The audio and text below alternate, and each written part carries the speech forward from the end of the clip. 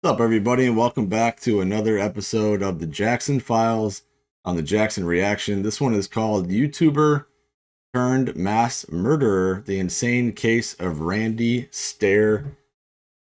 This was originally done by Explore With Us, so I will put their link in the description if you want to go show them some love and let them know that Jackson sent you.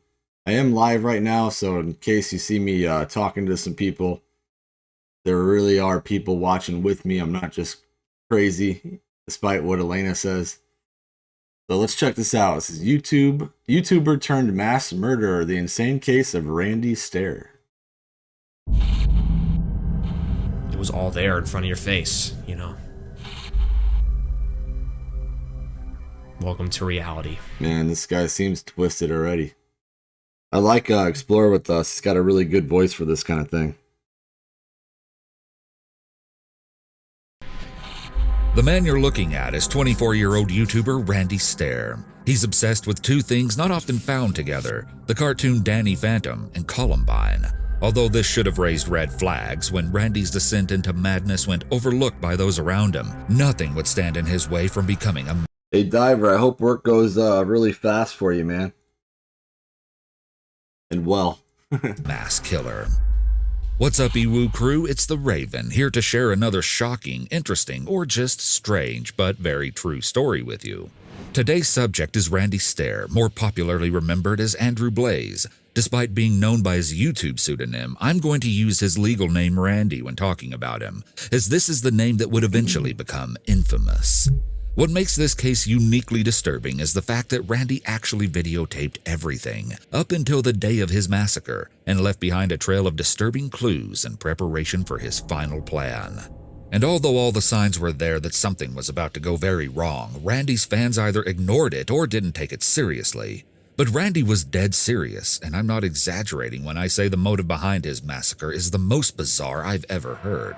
Randy first became interested in YouTube in 2008, eventually creating a channel called Pioneer Productions. At first, his content seemed pretty normal. He created Let's Plays, filming himself and his reactions as he played video games. And sometimes he'd act out skits with a toy frog and stuffed whale. He rubbed shoulders with some popular creators in YouTube's early days. He was mentioned at one point in a Ray William Johnson video, bragged that Fred supposedly liked one of his videos, and was even friends with Plasma Master Dawn, a YouTuber who recently died and was then allegedly exposed as a sex offender. But as Randy's videos went on, there was a noticeable change. You see, Randy was obsessed with the Nickelodeon cartoon Danny Phantom. Oh, that's awesome, man. It's always good to have your Friday. I don't really have a Friday anymore, but some days I just take a couple days off.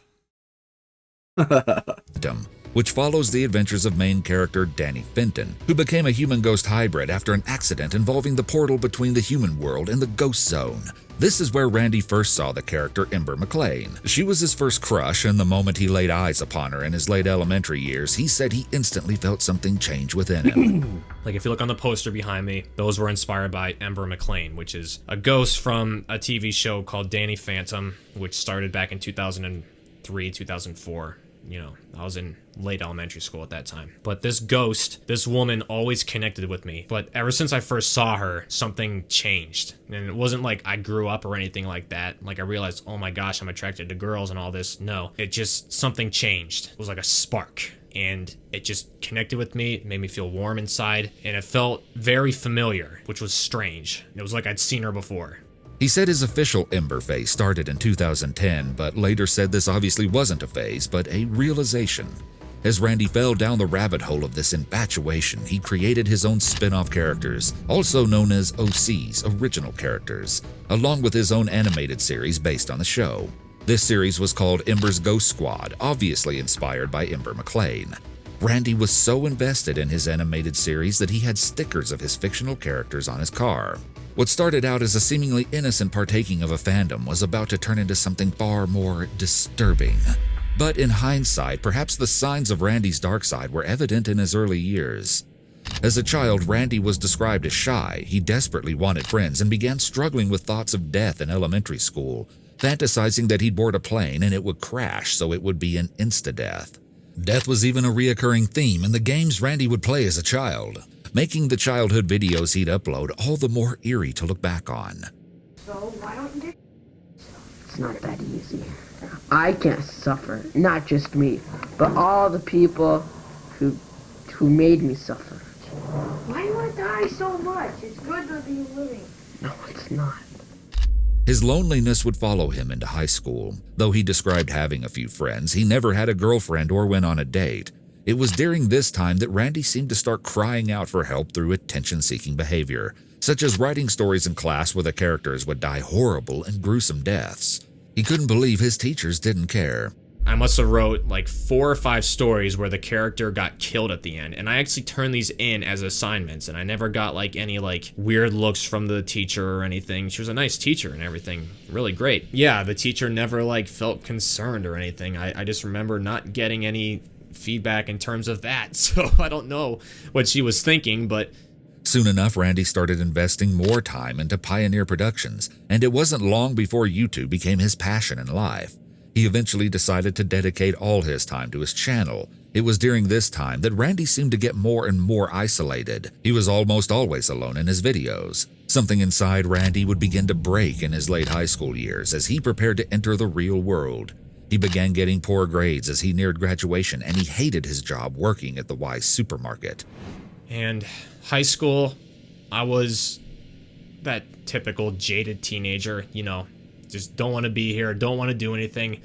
I'm bored with my life, I don't know what to do, I don't know where to go. You know, the typical teenage drama you deal with. And having no clue what he wanted to do with his life, he started to go down a dark path, fantasizing about setting himself on fire like the cartoon character Ember and taking his own life. And something would happen to Randy that would change him forever. One of his brother's friends, Tom, died in a car crash. Tom Lynch. He was in my brother's grade. He's a grade below me, but I've had a class with him before and whatnot, so I knew him. And he died on his way to school in the morning. Crashed into a tree. Smashed into a tree. Dead on arrival at the hospital. And that was the first time I got messed up. That messed me up. Though he hadn't known Tom well, he said his death really affected him. His daydreams in class became consumed with either YouTube or death. And his growing fixation on the morbid subject would lead him to start a strange tradition, driving by the location of Tom's death every year on the same day he died. When I'm not thinking about YouTube or my family or what I love, I'm always thinking about what happens after you die. I want to do everything I possibly can in life before I'm dead. And that's just a scary thought. It's like everything has to end sometime. I'll be dead one day. You'll be dead one day. It's not good to think about stuff like that. I know this is scary stuff, but it is just weird, and I think about it too much. Randy claimed to be struck by tragedy again after one of his newest friends, Matt, also suddenly died in a car accident. He wrote in his journal, "Tom's death sucked the life out of me. Matt's death killed me." Doesn't matter what you do, you're gonna die. You'll end up dead one day. It's like right now. Someone right now is going to sleep. They're gonna wake up tomorrow and be dead. Someone's gonna die tomorrow that just went to sleep. And they don't know that. They're gonna go to sleep now, wake up tomorrow, go into the world, and they're gonna die somehow. Car accident, heart attack, some other supernatural force or whatever. Yeah, just... I think about that a lot too, which is weird. I think about death a lot. There's definitely a lot of truth to what he's saying right there. I take no shame in thinking about dying a lot, but I seriously do think about death all the time, and it's not a good thing. Death is not fun to think about. In a way, it's like an escape. For me, it is. Not long after, Randy himself ended up getting into a car accident, and it was like this event flipped a switch in him, causing his obsessions to spiral into an even darker, deeper place. Randy began to fixate on the idea of getting older, and this idea terrified him. This fear would eventually warp into a disgust for older people, and Randy decided that living past the age of 30 was pointless. It was here that he decided he wanted to die young and soon. There would be no possible way I could live until I was 60-something. Not a chance in hell. Honestly, I don't know how people do it. I don't know how people get up every day and go to like a dead-end job, come home, do the same exact routine every day, every weekend. How do you honestly do that? I was never able to compute it in my head. How do you live on this planet for decades upon decades upon decades? I honestly don't know how you do it. At the same time, Randy was developing some other strange ideas involving the cartoon character Ember, writing in his journal, "I miss my cartoon-like form. Bodies in this dimension are tolerable, but they're nothing compared to that dimension." And that's when Ember came back into my life. It was in 2013. That was it. From that point forward, she never left my life again, ever. He became convinced that after he died, he would return to his true form, a ghost girl just like Ember. How crazy that he's like obsessed with a cartoon, man. Like, that's pretty crazy. That he'd live on with the fictional characters he'd created in Embers Ghost Squad, or EGS. This was what Randy called his big realization, that he didn't belong here on Earth. He was actually a ghost girl, and the only way he could return to what he was truly supposed to be was by dying. During this time, he also began struggling with his gender identity, leading him to experiment with wearing bras.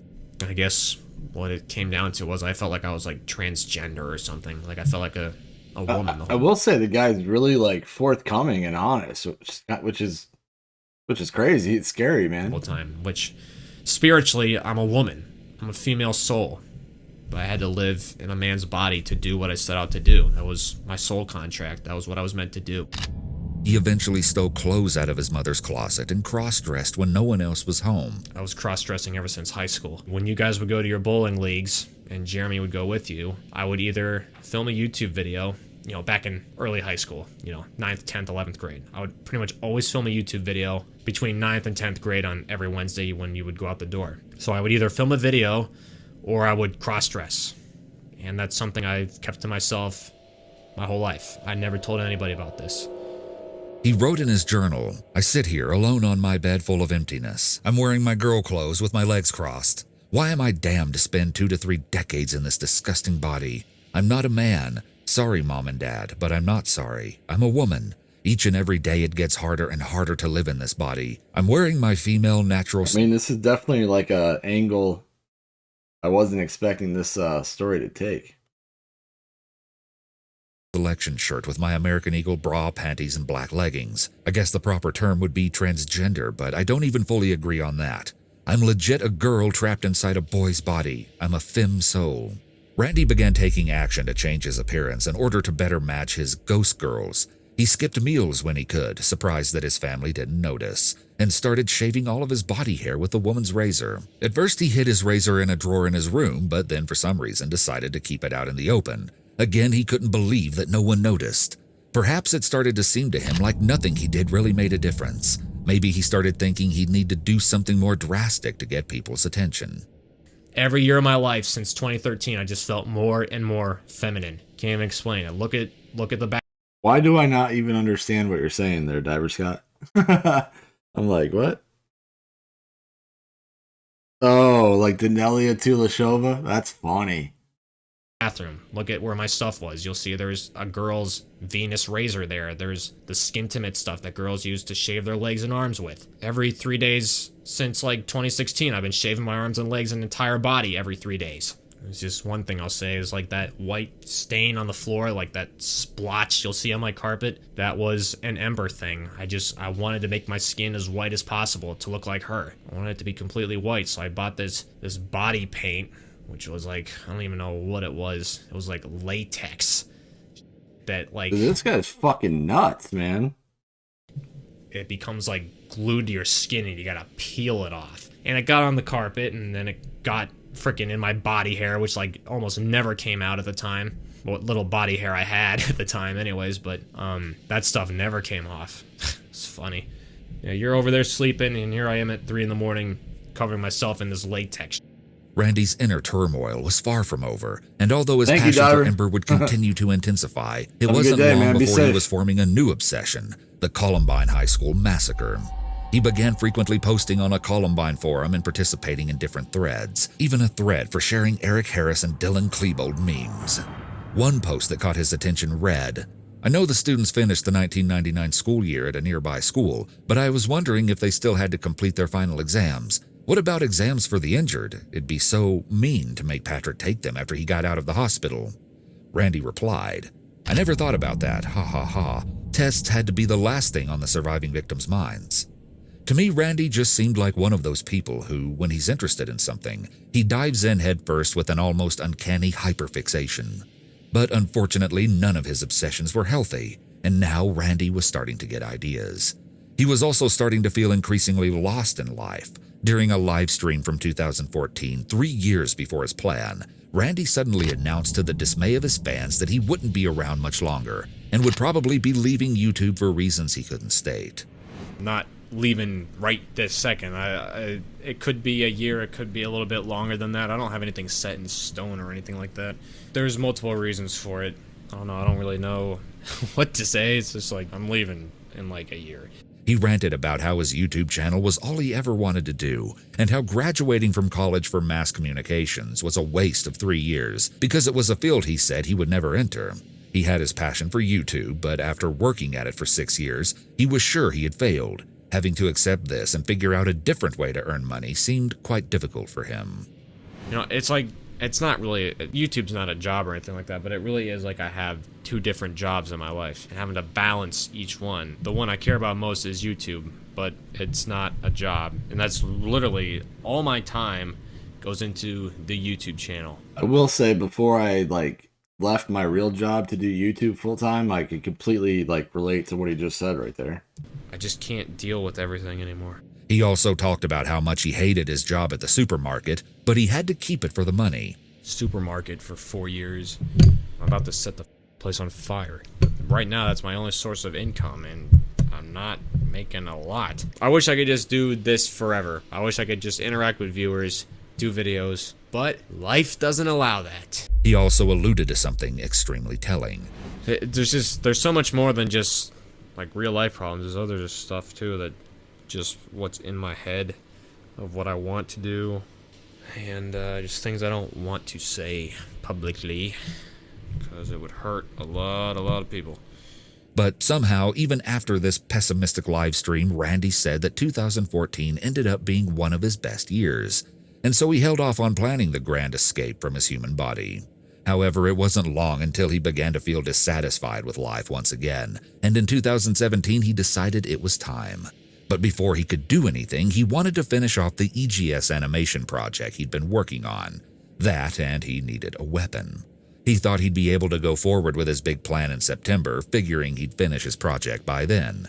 He tried to figure out a way he could decide the date based on coding the letters EGS, E being 5, G being 7, and S being 19, placing his big plan for 5/7/19. But as the days went by, he realized he couldn't wait 2 years. He wanted to die so he could become the ghost girl that was clawing to get out. 14, 13, 12 days away from doing this, you know? This is it. There's a lot on my mind. If you're in my position, you'd have a lot on your mind too. Every day I have to make count, you know? This is it. Just under 2 weeks to live. You got 2 weeks to live. What do? Goddess forbid if somebody does see me blocking the exits, I don't know what they'd say. I don't know what I'd say. Tired of the same old routine. Tired of everything but my girls. That's really it. In the meantime, Randy began filming a set of tapes. How crazy. And he's talking about fucking cartoons, man. You know, talk about delusional, living in another world. And it seems like nobody that watched his channel did anything about him saying this kind of stuff, which is crazy. Tapes for his parents to view after his death, planning to post them online just before he struck. He ranted in his journal about how much he hated humanity and how he was a self-described narcissist who enjoyed watching the tapes of himself over and over again. Pages upon pages of the journal were dedicated to rambling about the Columbine massacre, as he described again and again how he was sucked into the world of Columbine, and how he felt a special connection especially to Eric Harris. He also revealed he was extremely homophobic and racist, writing extensively about his hatred for gay people. His goal to finish the animation project before he died wasn't working out. He complained in his journal that the voiceover actresses he hired weren't going fast enough, and he freaked out when an animator didn't want to work on his project because he wasn't comfortable with the theme. See, Randy's animation project was called the Westboro High Massacre, so all things considered, it's weird enough that he found anyone comfortable to even voice act for it. Still don't have it. I sent the script in March. It's June 2nd. Where's my voiceovers, Laura, that I paid for? Where are they? Better have that voiceover by Monday, Laura. You're dead. Makes you feel like you don't even matter. Remember that when you work with people in the future. Because I expected to have this months ago. At least say what's going on so I know. It makes you feel like you don't matter. What the ever. People are worth. Dude, this is nuts, man. He's fucking losing his mind. You can, well, he already lost his mind, but you can tell that he's fucking really starting to lose it. Was a stacks of nobody cares until you're dead. It's the sad truth of life. Watch all my social medias. I can't believe he's dead. I'm so sad. I loved his videos. You haven't seen jack on my social media since. And after this happens, people will be like, man, I wish I would have talked to them more. Well, too late. It's always what happened with my fan base. As much as I love my fans, no one said jack to me until I said something big. Like, oh, I'm leaving. If nothing major was happening, it was like I didn't even exist. What the ever. I swear to goddess. People can say they cared about me all they want. You didn't show it. But I was subscribed to you for years. Who cares? You never said anything. People say they care. I don't care. It's too late now. But eventually, So like people saw that shit and like didn't do nothing? They didn't report that? everything fell apart with the people he was working with. His project was stuck, and he decided he'd had enough, that he couldn't wait any longer. He purchased 2 shotguns, writing in his journal, "You were a fool to trust me with that shotgun. Oh, mother, if only you realize you just signed my death warrant by taking me to that gun shop." That just happened. That just fucking happened. Oh my goddess. Oh my goddess. I am armed. I am armed. I got it! I got it! 2 Mossberg 500 shotguns! My boss has been trying to get on day shift or second shift. He had an opportunity to get it, but the way things are looking, he's not gonna get it. So then also put me like on the clock here because it's like he's been trying to look for other places to work. The way I see it, I can just barely have enough time to do all this within 4 weeks. I want it to be the night of June 9th. I can't tell my parents that I have 2 shotguns now. They know I have the one, but then if they see that I have the exact same gun, but 2 inches shorter on the barrel, it'd be like, why do you need that? And that's when it starts to get This into is like crazy. personal stuff. Like, why do you need 2 shotguns? You're scaring me. Please don't start buying more guns. You know, Like I feel like it's one thing if somebody like out of nowhere just carries out some like gruesome plan or shooting or whatever the fuck, because like they go temporarily crazy or something, but like I feel like it's completely different when somebody's planning it out like this. And like this is just blatant, you know, like insanity. I have all the pieces. I'm just waiting on getting some eyeliner. So far, it's been okay. I've gotten an occasional like, why are you obsessed with this Columbine? But other than that, virtually nothing. I don't think people would actually like think I would actually consider doing something like this. He took target practice videos in what appeared to be in his backyard with someone else holding the camera and filming him. It makes you wonder who exactly was filming him and how they couldn't have realized something was about to go very wrong, especially taking Randy's shirt into consideration, the same shirt Eric Harris wore on the day of the Columbine massacre. Should I hit the button? What happened next is almost unbelievable. Randy began deliberately leaving a disturbing trail of notes and tweets that he was planning something, and the date for his plan was June 7th. He was not being very subtle at all, but still nobody seemed to even care. In his journal, Randy seemed almost disappointed that his parents didn't notice he was planning something. He wore his natural selection shirt time and time again, and was shocked that his parents didn't catch the reference. But Eric Harris had a white t-shirt, I wouldn't black catch the text, reference. natural selection. I bought 3 of them, yet none of you knew what it meant, which blew my mind. I How didn't want would to you? tell you that, so I kept that under wraps. That's a warning sign. He wrote, "How she hasn't questioned me or seen the signs is beyond me." Looking back now, you might realize, geez, I don't know how I missed it. You might just start having flashbacks in your head of certain things, like certain situations where it's like, wow, that was one of them, or that was a warning sign right there. Or He wondered in his journal if he would have fangirls who would obsess over him. "That'd be great," he wrote. He began tweeting a series of alarming messages, not only on his main Twitter account, but on the variety of alternate Twitter accounts he had created to roleplay or pretend to be his characters. you know, I wrote all this dark, brutal, morbid, grim stuff into my videos, and people ate it up, and they loved it. They didn't realize that I actually meant it all. I started posting on all my social media how I really felt. That's Ember was crazy. always there in this dark place, like I mentioned. She fueled me to do this. I was like, she told me to do this. Do it for the Ghost Squad. You know, we need more souls. He even convinced himself that one of his own fictional characters he had created, Mackenzie, was his soulmate. He drew himself as a ghost girl with Mackenzie holding hands, captioned, "Love this girl." Posing as these characters on multiple Twitter accounts, he took on their personalities and pretended he was all of them, tweeting at each other, but really just at himself. Before Randy's big plan, the Ember Ghost Squad Twitter account tweeted, "If you think your body is ready for June 7th, then you're gravely mistaken. 17 days is your calendar marked. Hashtag big things. Hashtag June 7th. As the days counted down to his plan, he posted under his Mackenzie account, "I can't take my eyes off the countdown clock. Andrew isn't crazy, just caught in the middle of 2 worlds and dimensions. People don't see or understand that." Looking back on these Twitter accounts just feels weird, as you're looking in on Randy's alter egos. Randy made his character Mackenzie calm and shy, while he made his other character Rachel violent and angry. In speaking through his characters, he would tweet back and forth about his plans in the wide open for everyone to see. The only thing I can think is maybe people assumed the edgy and haunting content of the posts was Randy's way of really getting into the ghost-themed characters. But to him, the fun and games, the pretending, had ended a long time ago. What might be most notable about his accounts is his character Rachel's clear obsession with Columbine. Clearly, his two worlds were now inextricably intertwined. At this point, Randy was completely lost in his fictional world and convinced that he would die and come back as one of his characters. It was his own fantasy that would spell his doom. And as his social media antics continued and time slowly ran out, it should have been obvious to anyone following his Twitter accounts that something was very wrong. Here's where things get chilling. Randy wanted to go out with a bang, and in a sickening twist, he decided it would all come down to a coin flip. Whether he would commit a massacre at home or at the supermarket where he worked the night shift. And this is what happened. Okay, so here's the deal. What the fuck? Got a 1983 quarter right here. You believe in fate? Here's the fate test. I'm gonna flip this 3 times, or the best out of 3 rather. And if it's heads, I'll do it here. If it's tails, supermarket.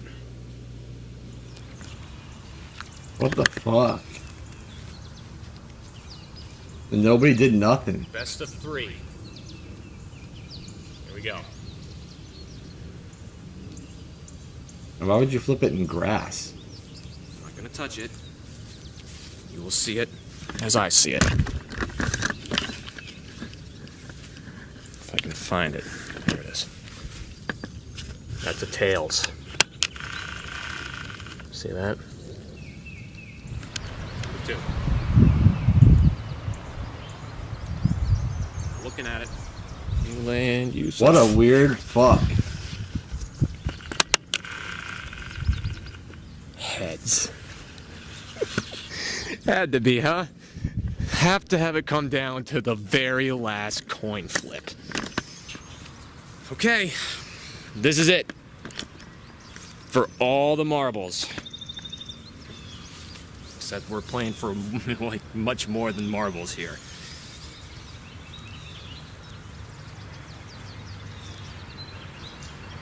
That's crazy.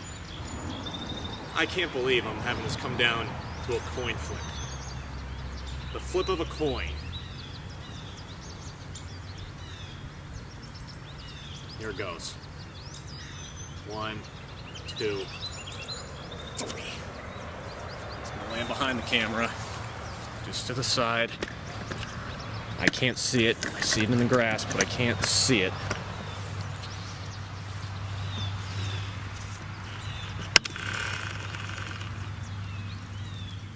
Tails. That is a tails, folks. Tails.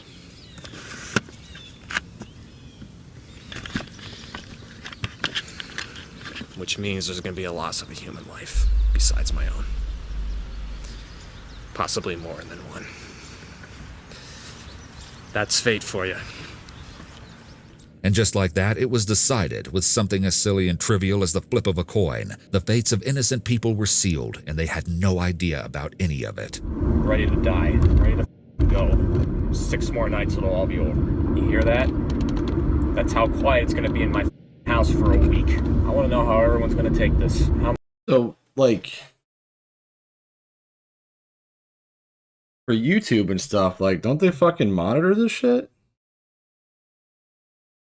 Much they're gonna cry. How long are they gonna cry for? For all I know, this story could just be headlines one day around here and then be gone. It might not even become anything for all I know. On June 1st, 2017, Randy posted that he was going to need the help of his fans the next Wednesday night. Randy said he needed someone to record a brief live stream of him. I decided to broadcast it live on Facebook. I know something's gonna end the stream. It's gonna get cut short. I get reported, flagged, whatever. In his next message on June 2nd, Randy talks about the Westboro High Massacre video he made, which he promised would come out on June 7th.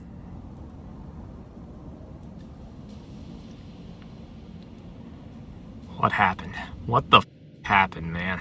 This is surreal right now, but I can't believe I'm saying this, but I think this is gonna be my last video. I don't know what will happen to my channels after this. I don't know what people are gonna think of me after this. It doesn't bother me, but just looking at everyone at the supermarket, the manager's coming in, just messing around, talking about this, and 4 more nights, your whole lives are gonna be turned upside down because of me. I'm gonna f your life up. I can't wait. I want that supermarket to be closed for like a month or go out of business. It's a crime scene.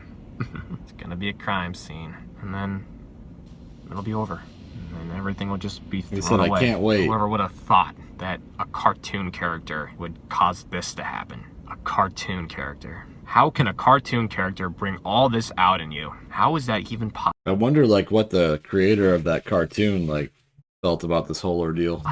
The biggest question will always be, why? And I partially told you why. I'm not gonna tell you everything. There's stuff that you still don't know about me that I'll never tell you. I'll take it to the grave. You want a chip?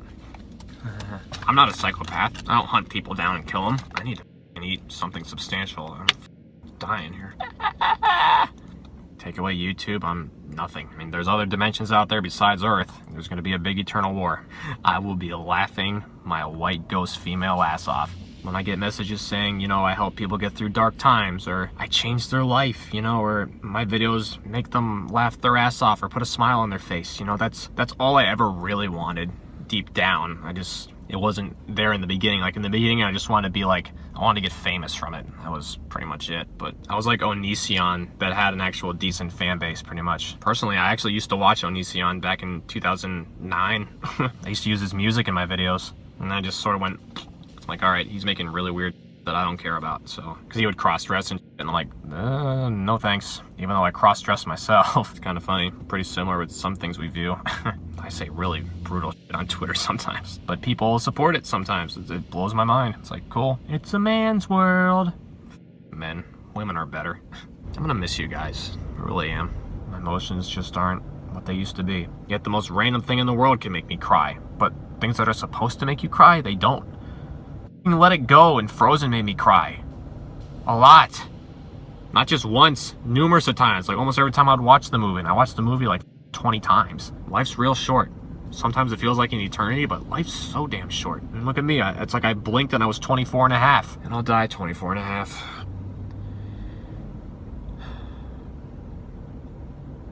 I sit here and I ask myself, would I do it all over again if I could?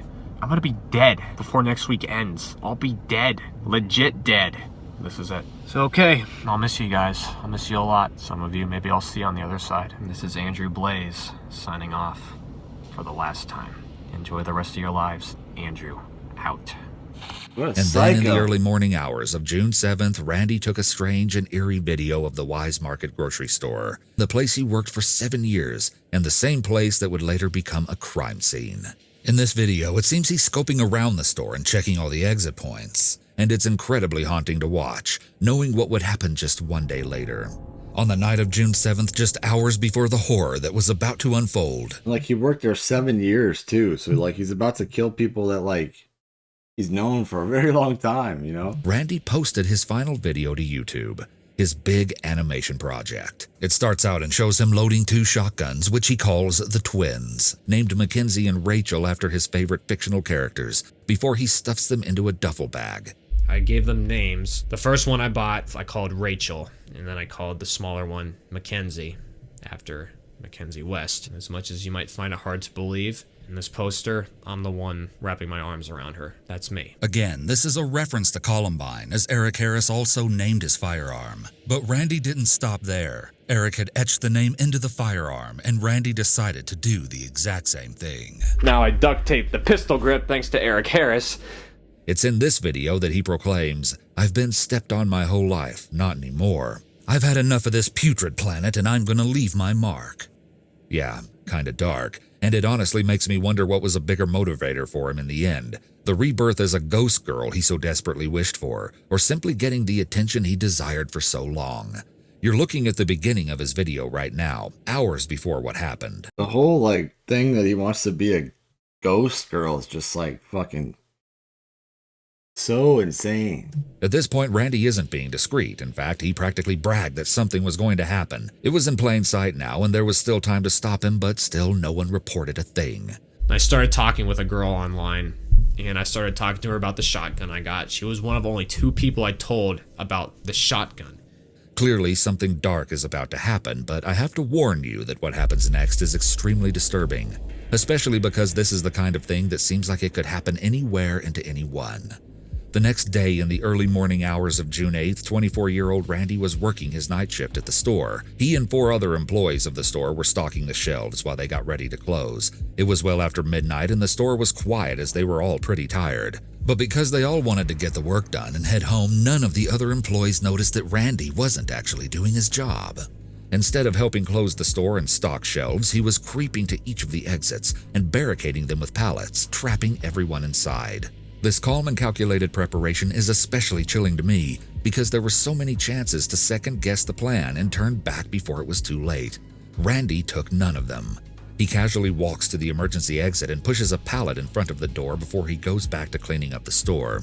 When he pauses again, none of his co-workers think anything of it, especially because Randy is on his phone. What no one knew was that Randy was sending out a few different videos and posts, which were all detailed plans of the disturbing thing he was going to do next. On one of his Twitter accounts, he uploaded videos called Journal, Digital Set, and most concerningly, one called Suicide Tapes. At 10 p.m., he tweeted as Mackenzie, "I hope we were able to get you through the day. I always hate goodbyes, but it's more like, see you later. Thank you, Mackenzie." Just before 1 a.m., right before the massacre, he tweeted as Rachel, "Me and Andrew are going to give the world a little insight as to what really lurks around in the shadows of your everyday lives." As soon as he was sure that the videos and tweets were up, Randy begins his sinister plan, something that everyone on the internet can now see coming. But his unsuspecting co-workers have no idea that they're trapped in a nightmare that Randy has already made sure they can't escape. Around 1 a.m., with the doors at the back of the building all blocked, Randy marches his way to the main entrance to the store, where he locks the doors and blocks them with another pallet. Then he pulls out the 2 pistol-grip pump-action shotguns he had hidden in the duffel bag that he brought to work. Randy had brought 2 guns just in case one of them breaks down on him or jams and he has no way of fixing it. As you'll see, Randy has taken great care to ensure that everything will go according to his gruesome plan. Eerily calm, Randy walks through the store, shotguns ready. The details of what happens next are debated, as the news accounts differ from what one of the employees says happened. I'll tell you all of it so you can make up your own mind, but be warned, what happens next is terrifying. In the store with Randy are 25-year-old Victoria, 47-year-old Brian, 63-year-old Terry, and 25-year-old Kristen. According to Kristen, she was in the same aisle as Victoria, working together to restock the shelves. Both girls have their headphones in, with Victoria's music cranked up and Kristen's a little lower. The two are goofing around when Victoria goes further down the aisle to get another stack of labels, completely unaware of what was about to happen. "I don't hate Victoria, but you gotta go," Randy had written earlier in his journal. All of a sudden, from where she is standing, Kristen hears a few popping sounds followed by a thud. Kristen doesn't know it, but Randy has just shot Victoria, first wounding her across the chest. But as she turned to run from him, he kept pulling the trigger, shooting her from behind at the base of her skull. And then Kristen's whole world turns upside down. When she turns to see what the popping noise was, she's met with Randy standing at the end of the aisle about several feet away from her, the guns in his hands and Victoria laying on the ground between them. As she watches in horror and shock, Randy mercilessly fires a few more shots into Victoria. Then Randy looks up and he and Kristen lock eyes. As they stare at each other, her feet are rooted to the ground, her mind racing a mile a minute, trying to comprehend what is happening. Like, that really does have to be so fucking terrifying, man. Like, I could not imagine. After a few heart-pounding seconds, during which Randy must have been debating killing her, he just turns and walks into the other aisle. Now, this is one of the places that accounts differ, as Kristen says that she made eye contact with Randy after he shot Victoria, which is incredibly disturbing to consider. But the other possible version of events is even more eerie.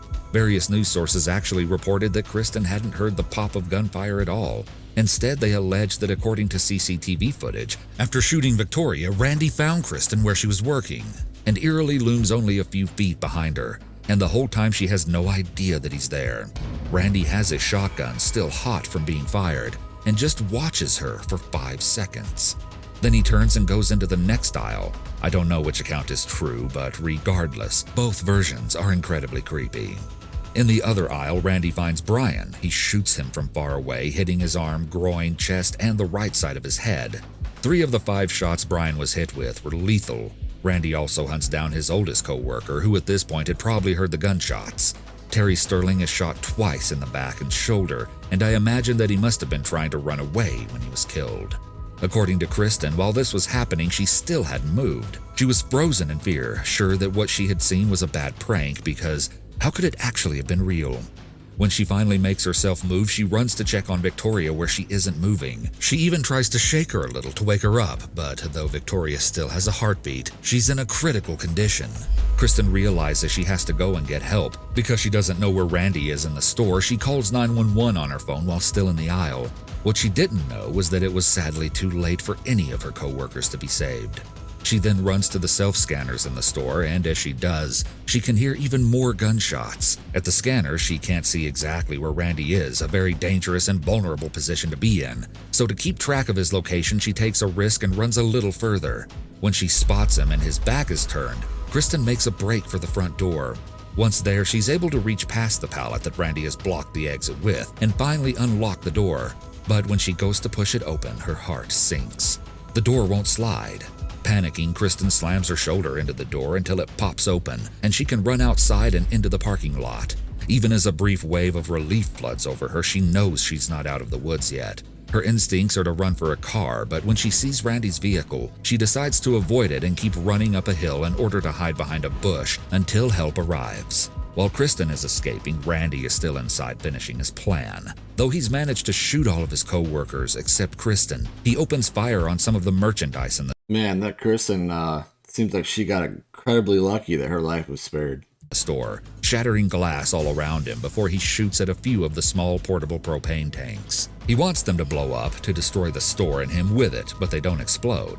Randy continues to randomly fire in the store before he decides that he has met the end of his thorough plan. Just as calmly as he made his way through the store, Randy then walks into the deli section where he takes his own life.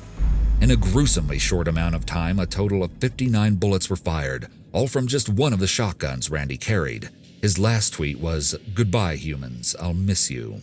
All three of his co-workers died from their wounds. Only Kristen managed to escape. Even when talking about how she had fled the store, Kristen still has no idea why Randy didn't shoot her. And so we may never know why he chose to spare her. But I think the fact that most of Randy's shootings were from farther away means that he was trying to distance himself from what he was doing. And after looking Kristen in the eyes, he couldn't bring himself to pull the trigger. After the chaos of the attack, investigators were trying to understand Randy's motive that night. So they searched his home where they found 7 boxes of 12-gauge shotgun ammunition, shooting goggles, ear protectors, and a shotgun buttstock. Police also ended up taking some of his notebooks with drawings and cartoons along with his computer as evidence. Together, these materials painted a clear picture for authorities, and digging deeper into his personal life reinforced that Randy was struggling with his gender identity and really documented his declining mental health.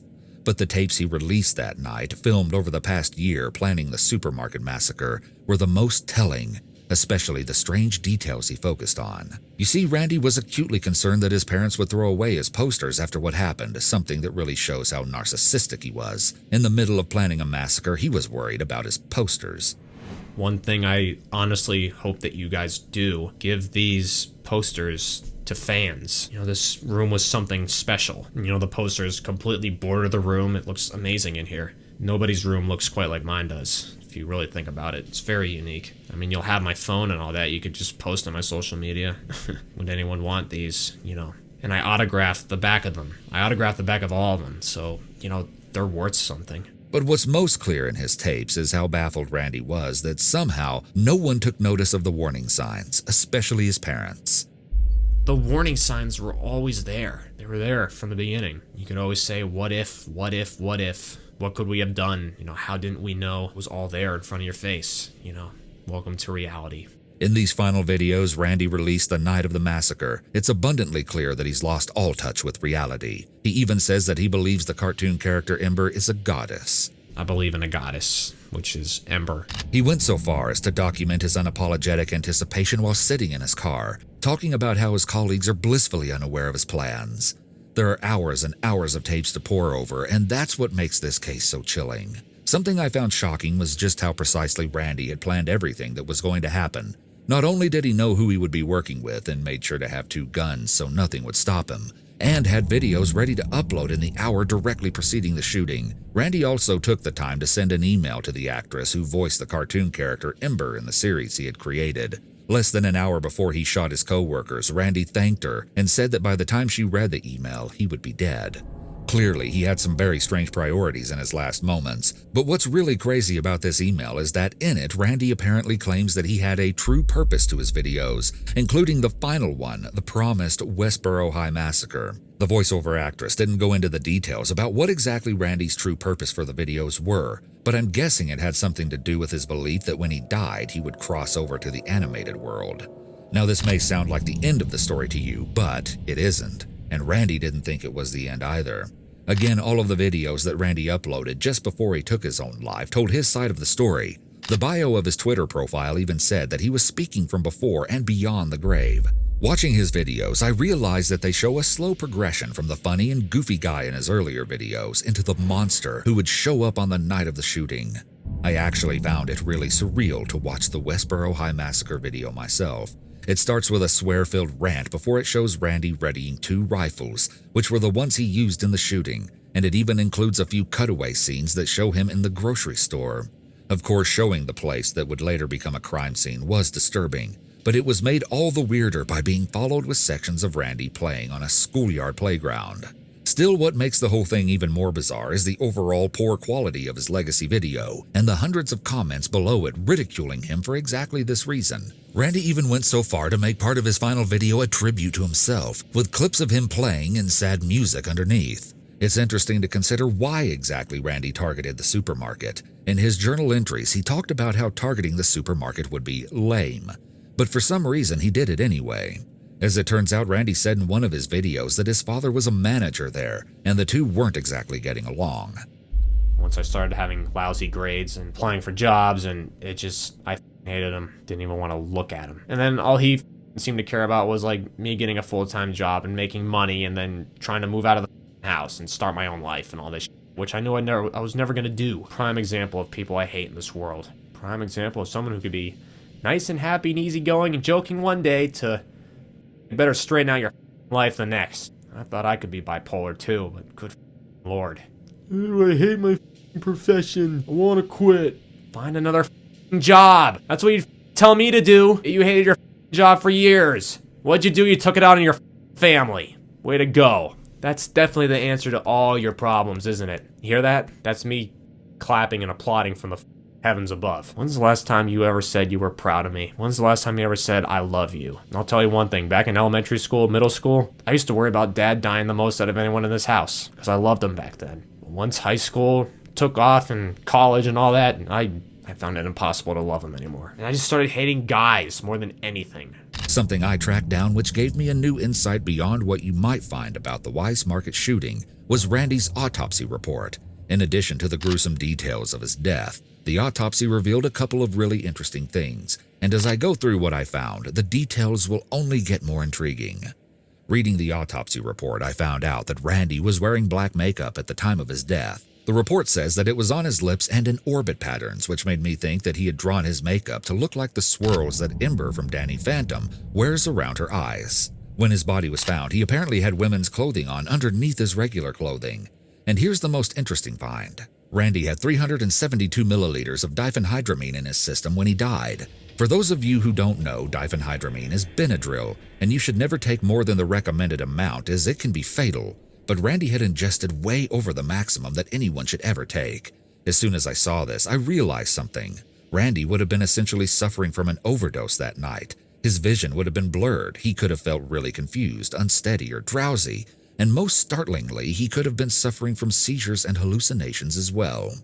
I can only speculate about why Randy may have chosen to take this much of something that would harm him, but I think it's interesting to consider that he could have been seeing or hearing things that night. Of course, he had been planning this attack for a long time, and any hallucinations may not have affected what he did, but another really interesting element of this whole thing is Randy's own comments about drugs. In his own tapes, he talks about how he isn't interested in drugs. So why did he take a harmful amount of Benadryl that night?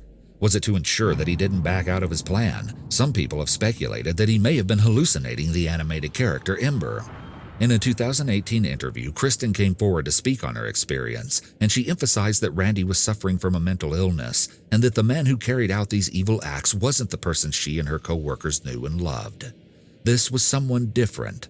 After speaking with other employees, she says everyone agreed on one thing: they never saw this coming. And maybe that's the scariest part about this whole story. Whether it was a slow, inevitable buildup or a sudden snap, nobody could see the hidden demons just below the surface of Randy's quiet and unassuming demeanor until it was much too late. Although nothing can reverse this awful tragedy, perhaps it can serve as a lesson of the kinds of warning signs that may be able to alert us that someone is a danger to themselves and potentially everyone around them too. It's a crazy story, man. Like if I take anything away from this, or encourage you to take anything away from this, if you see like warning signs of something really bad happening online, like on YouTube, and somebody that maybe you followed for a while and you see it get progressively like worse and worse and worse, like, you know, maybe the right thing to do is just be anonymous and put a tip to somebody, you know, and have them look into it, because you never know, man. Like, you could prevent something like this from happening. Like, 3 people lost their lives and had no idea it was coming. Like, that's just tragic. And it's just crazy to me that the one girl was spared, you know, like maybe she was always nice to him, you know, you never know, like, and he spared her life, you never know. Yeah, this is very disturbing though, because it you could blatantly see that something was coming on his social medias and his YouTube. Like, you knew he was fucking losing his mind. Like, sure, it's easier to say afterwards, but it was like obvious that something was wrong. But let me know what you think in the comments. Hope everybody stays safe. Have a great rest of your week. Thanks for tuning in, and I'll see you next time.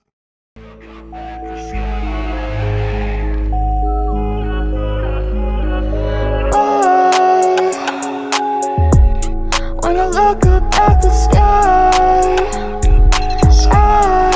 I just wonder. Just want to give a quick shout out to all 34 of my patrons. I really appreciate your support and helping me do what I love for a living. I really do appreciate it. Shout out to my gold tier, Elena, the one and only. She is my lead moderator as well and a great friend. Downtown Raps, my one and only purple member. Mike, my one and only red member. And my 3 blue members, Ann, Diver Scott, and Ska Crew. I really appreciate you guys, and all the other patrons. Thank you so much for all that you do and for helping me continue to do this.